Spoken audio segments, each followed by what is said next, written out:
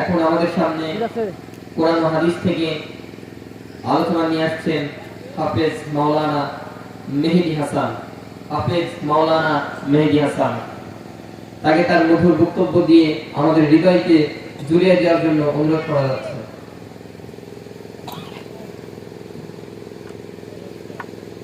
আসসালামু আলাইকুম ওয়া রাহমাতুল্লাহি ওয়া বারাকাতুহু।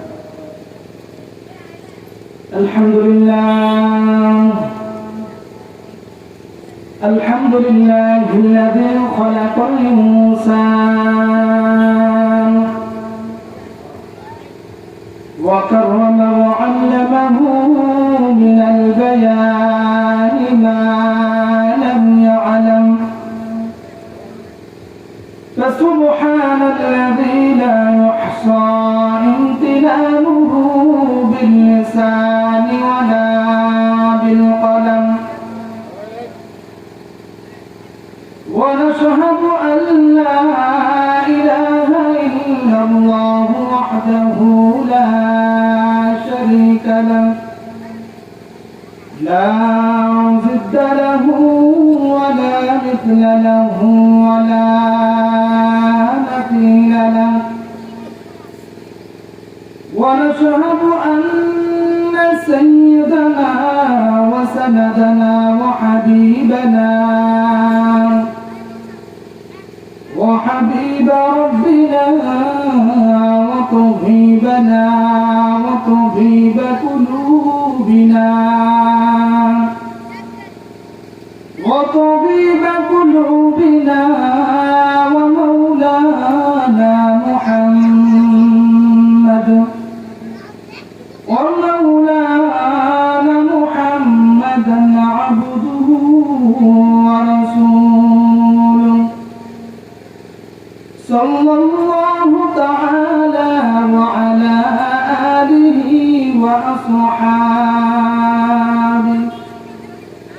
وأصحابه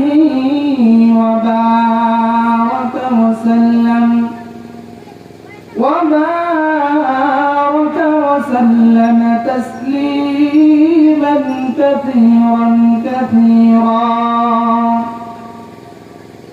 عما بعد فأعوذ بالله من الشيطان الرجيم.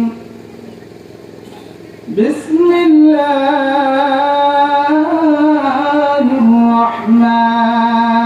الرحمن الرحيم. أينما تكونوا يدرككم الموت ولو كنتم في بروج مشيدة. وقال النبي صلى الله على آله وسلم أكثروا ذكر هذه لذات الموت. وقال تعالى إن الله وملائكته يصلون على النبي يا أيها الذين آمنوا صلوا عليه وسلموا تسليما. اللهم صل على محمد وعلى آل محمد كما صليت على إبراهيم وعلى آل إبراهيم إنك حميد مجيد. اللهم بارك على محمد وعلى آل محمد كما باركت على إبراهيم وعلى آل إبراهيم إنك حميد مجيد. سبحانك لا علم لنا إلا ما علمتنا إنك أنت العليم الحكيم.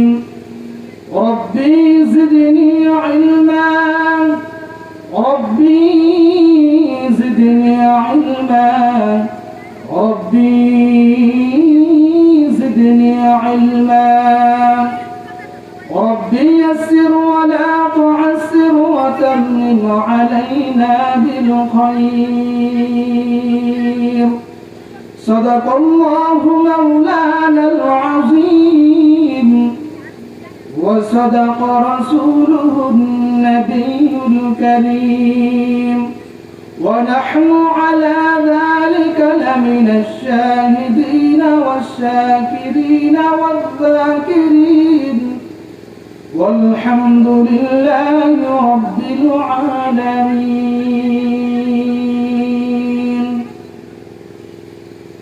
الحمد لله মুআজ্জাজ মুহতারাম আল্লাহ তাবারক তাআলার দরবারে অসংখ্য অগণিত শুকর যে মহান রব্বুল আলামিন আজকের এই জান্নাতের বাগানে আসার এবং বসার তৌফিক দান করেছেন। এজন্য মহান মালিকের দরবারে সবাই কণ্ঠ উজাড় করে মালিকের দরবারে শুকরিয়া আদায় করে বলি আলহামদুলিল্লাহ।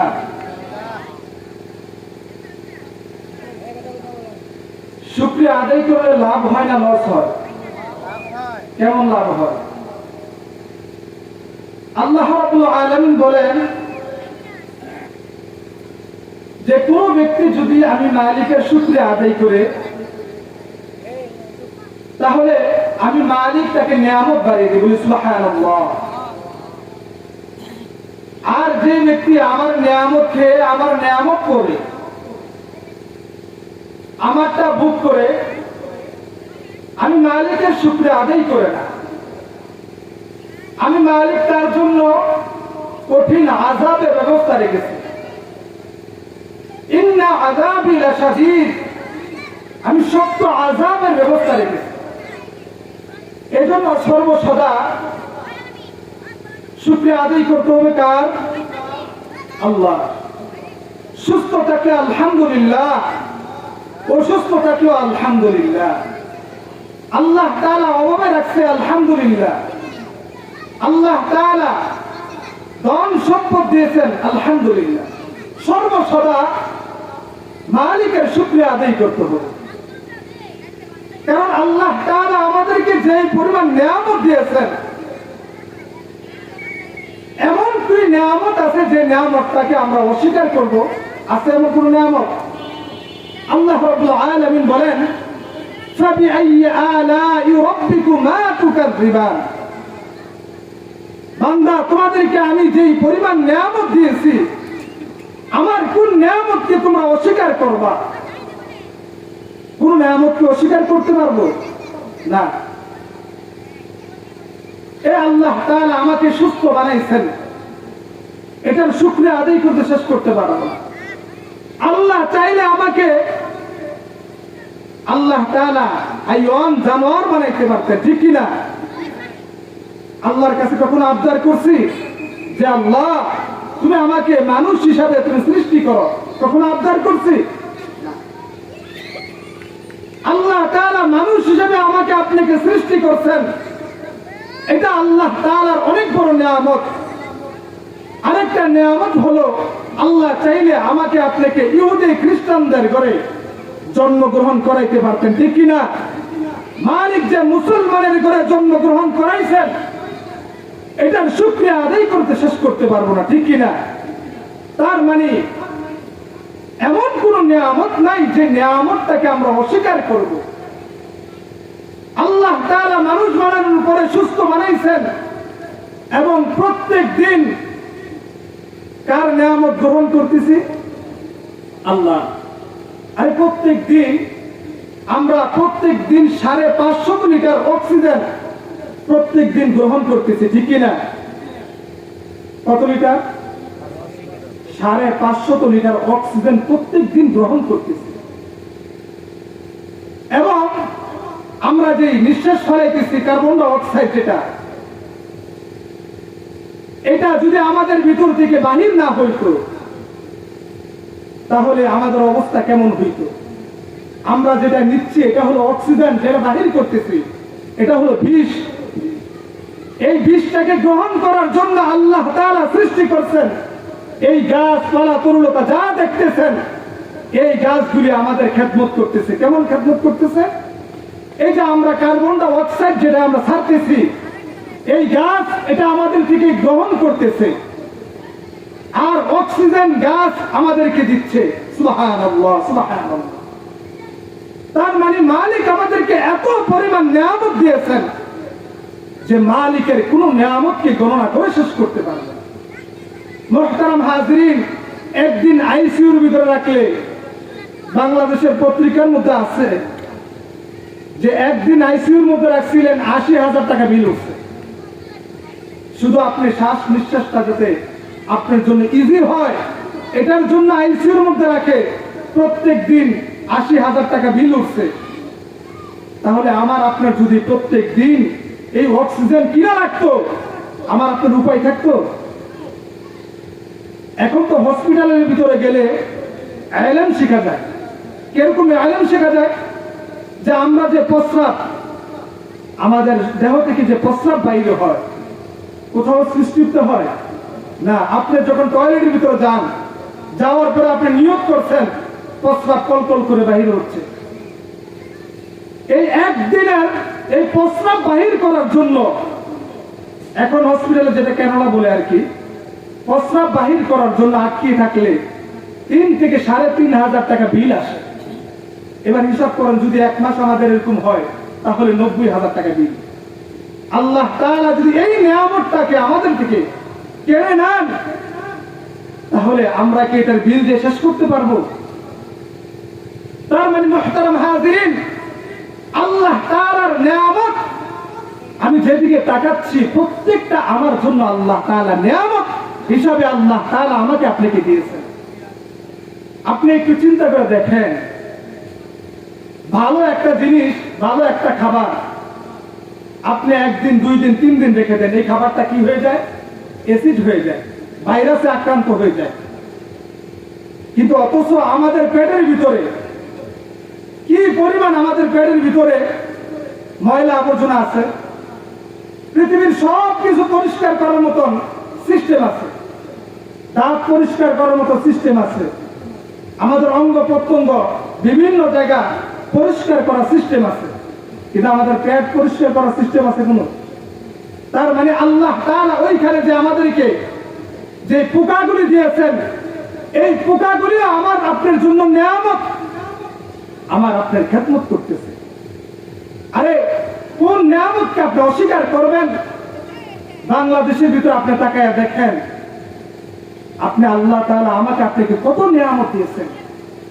একটা সাপ আমার আপনার খেদমত করে, সাপের বিষ দিয়ে ঔষধ তৈরি করে, ঠিক কিনা?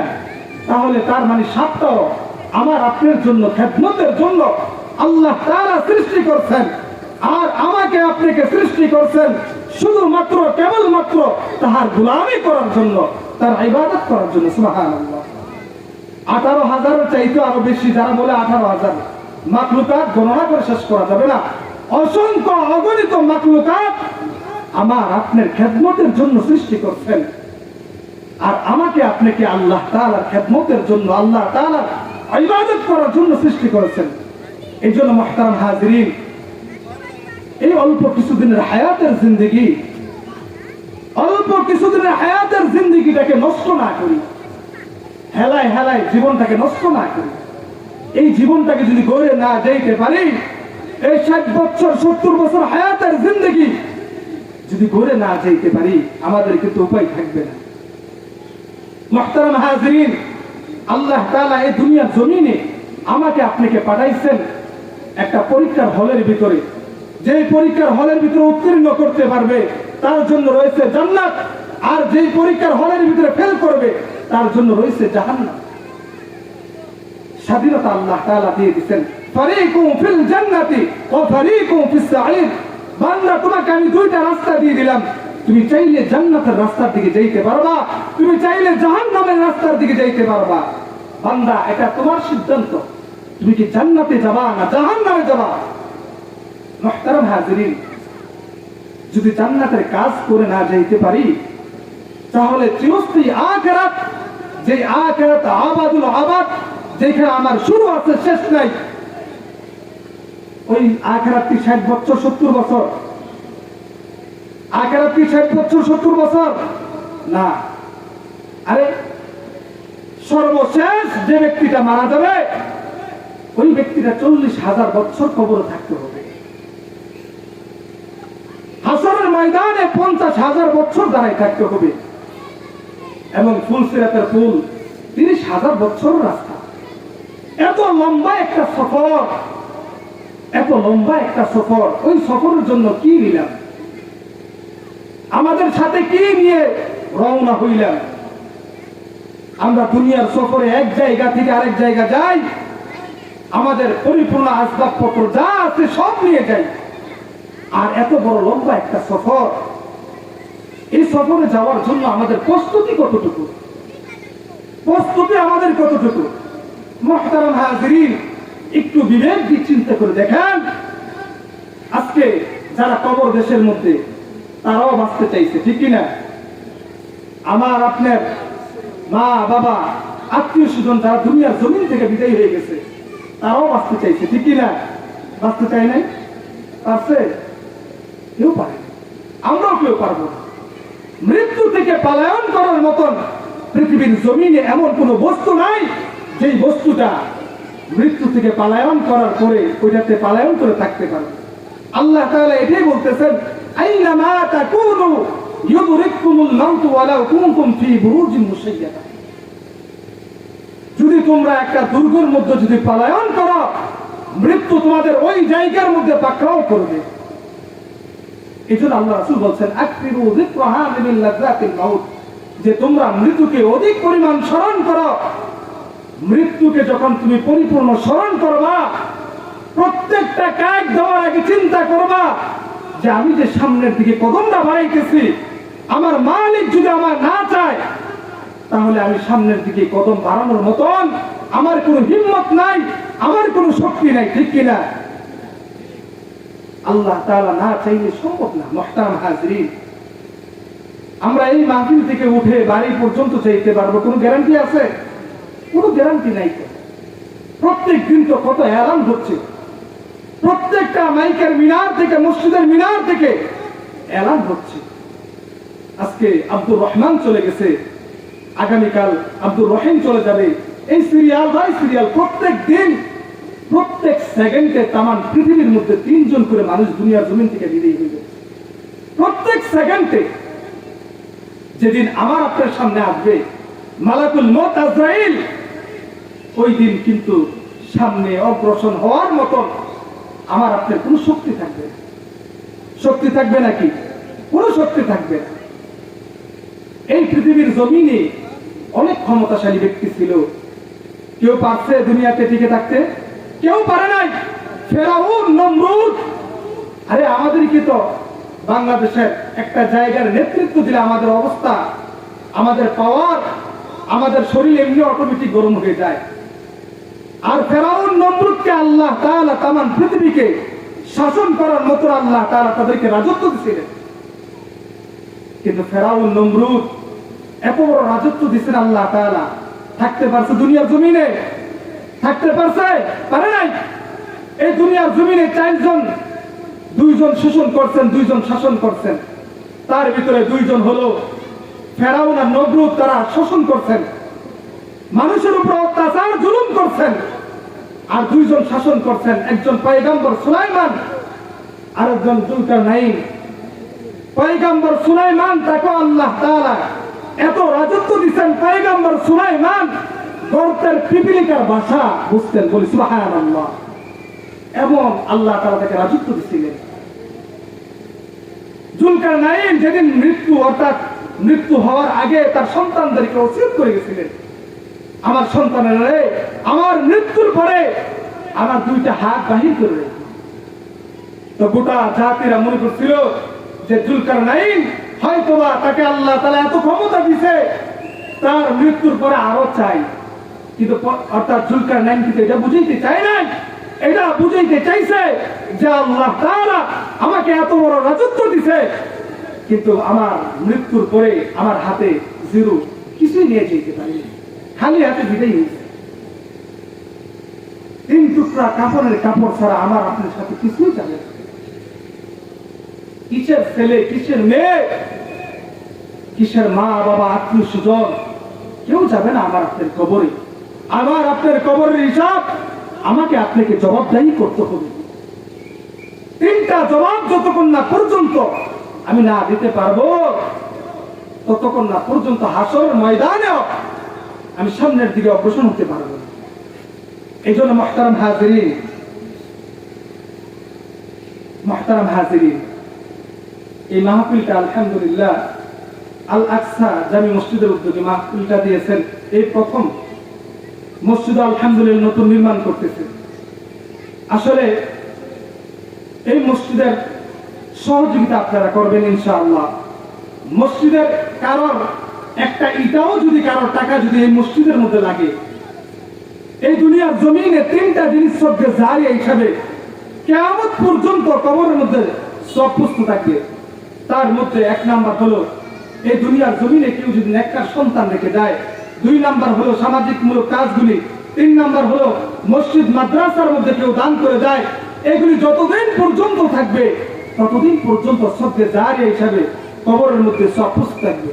এই জন্য মুহতারাম হাজিরিন, আমরা সবাই চেষ্টা করব আজকের এই মাহফিলটাকে আমরা এদিক সেদিক যারা ঘোরাফেরা করতেছি, আজকের এই জান্নাতের বাগান এটা প্রত্যেক দিন হবে না, বছরে একদিন হতে পারে। আল্লাহ তাআলা আজকের এই মাহফিলের উসিলায় আমাকে আপনাকে মাফ করে দিতে পারে কিনা?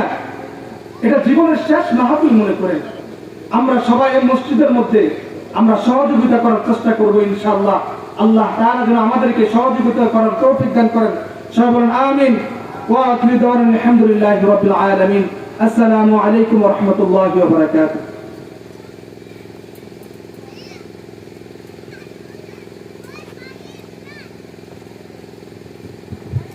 মাশাআল্লাহ, জাযাকাল্লাহু খাইর। ভাই মোহাম্মদ মেহেদী হাসান আমাদেরকে সুন্দর আলোচনা শুনিয়েছে। আমরা সকলেই তার আলোচনাগুলোকে, তার নসিহতগুলোকে আমরা মেনে চলার চেষ্টা করব ইনশাআল্লাহ।